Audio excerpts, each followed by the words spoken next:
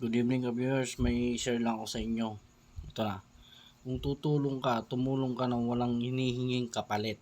Bakit?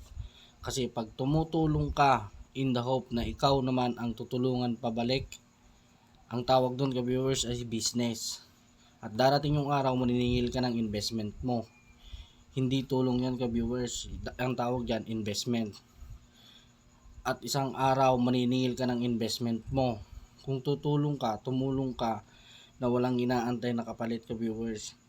At ang ibig ko sabihin, ang itutulong mo na pera, yung perang kaya mo lang pakawalan.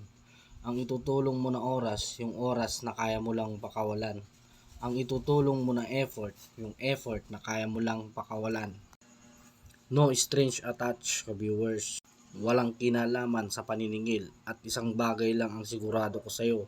Pag tumutulong ka nang walang inaantay na kapalit, ang Diyos ang bahalang magbayad sa iyo.